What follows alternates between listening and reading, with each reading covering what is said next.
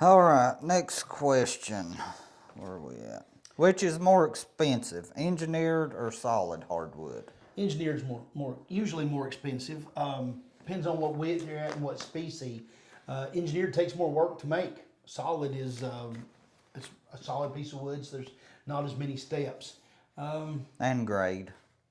Grade certainly has a big impact on it. Yeah, the higher the grade, the more money it costs. That's the neat thing. We sell a tremendous amount of cabin grade flooring, and what's neat about flooring is it's graded after it's made. Okay, so they don't say, "Hey, we're making cabin today. Let's go with 5 plies instead of 8," or "Let's cut down on the aluminum oxide." It doesn't work that way. Okay, it's all cut from the same trees. It's all kilned in the same kiln, it's all milled on the same mill, it's made on the same line, and then it's finished on the same line. And then they look at it and say, hey, this board has a small knot in it. This board has a colored streak in it. This board has a wormhole. It goes into cabin. And when it goes to cabin, it knocks like 70% off the price of that board. So we happen to be really excited about our cabin grade and builder grade offerings, but there's a place for the first quality as well. I'm getting ready to build a house, and I'm going to use some first quality that we bought a deal on. It's some of that rift and quartered. Man, it's going to look good in there. What's the most popular width of hardwood flooring, Jason? The most popular widths would be, we sell more 3 1/4 widths than anything.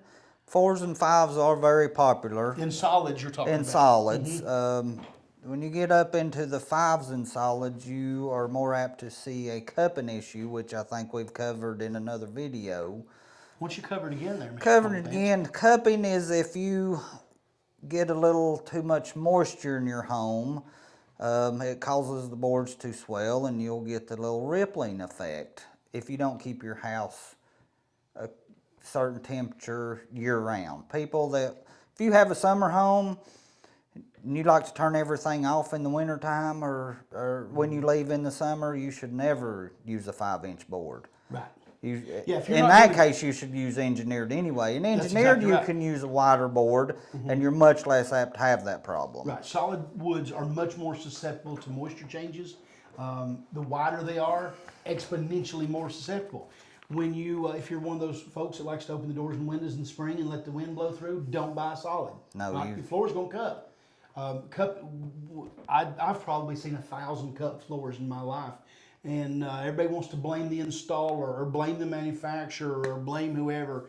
The fact is, if a floor cups after it's been installed more than a month, it's your fault. Okay? Turn your air conditioner on. Close the doors and windows. It's only caused by change in moisture. That's the only thing that causes cupping.